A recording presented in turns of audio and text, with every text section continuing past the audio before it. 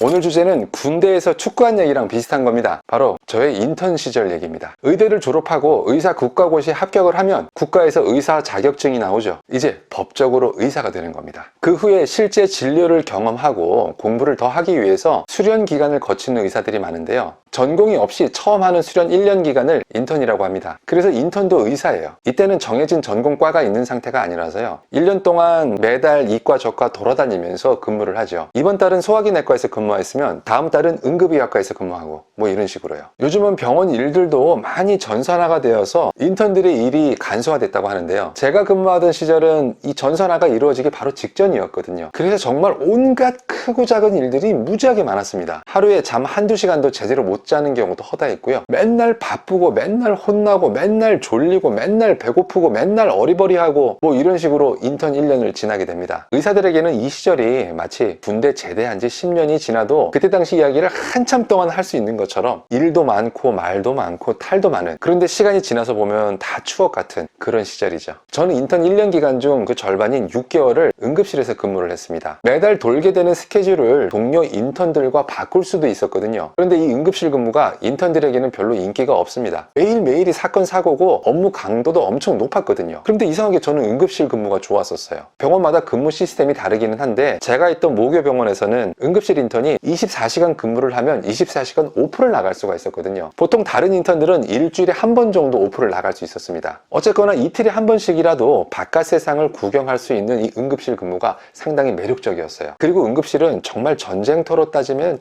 최전방이거든요. 하루에도 몇 번씩 삶과 죽음이 오가는 크리티컬한 현장인데 이제 막 의사가 되고 나서 그런 긴박한 환경 속에서 선배 의사들의 진료를 보면서 배우는 것이 참 많았었습니다. 최근 응급실에서 의료진에 대한 폭행 이슈가 있었죠. 사실 그때에도 아주 빈번하게 일어났습니다. 뭐 뉴스 기사만 안 나왔던 뿐이죠. 그래서 큰 병원 응급실에는 항상 야간에도 당직을 서는 남자 직원들이 몇 명 있었어요. 뭐 응급실 환경이라는 게 그렇죠. 야밤에 갑자기 응급실을 찾은 환자나 보호자들도 많이 고통스럽고 놀라고 신경이 곤두서 있을 거고요. 거기서 일하고 있는 의료진들도 다중한 업무 속에서 친절도가 바닥에 나 있는 상태죠. 그래서 서로 충돌이 일어나기 쉬운 환경이긴 합니다. 하지만 근본적인 이유가 하나 있습니다. 바로 응급실에 대한 큰 오해 중에 하나가 진료를 먼저 온 순서대로 본다라고 잘못 생각하시는 겁니다. 응급실에서의 진료 순서는요, 그 환자의 위중도, 위험도에 따라서 결정됩니다. 예를 들어 볼까요? 친구들과 같이 신나는 술자리를 하다가 술에 취한 한 친구가 넘어지면서 머리를 다쳤습니다. 두피가 찢어지면서 피가 철철철 나고 있었고요. 머리에 피부가 찢어지고 나면 사실 피가 엄청나게 나오거든요. 그래서 놀라서 이 환자와 친구들은 전부 다 응급실로 들어갑니다. 그런데 응급실의 의사들이 이 다친 머리를 빨리 치료해 주질 않는 거예요. 처음에는 바쁜가 보다 하고 한참을 기다렸습니다. 그런데 1시간이 지나고 2시간이 지나고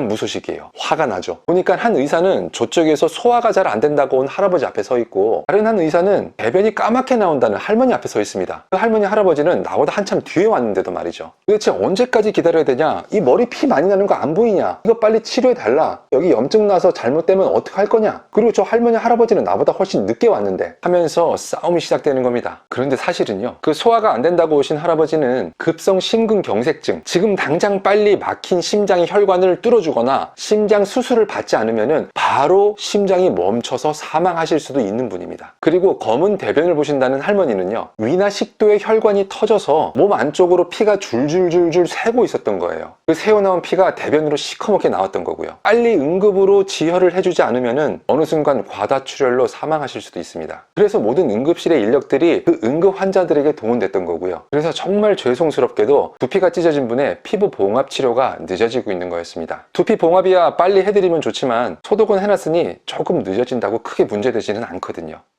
제가 응급실 인턴 6개월을 하면서 정말로 뼈저리게 느낀 게 하나 있습니다. 정말 응급한 순간 아니면 응급실은 가지 말자. 별로 응급하지 않은 상태에서 응급실을 가시면 여러분보다 더 응급하게 피곤한 곧 쓰러질 것 같은 의사를 만나는 경우가 많거든요.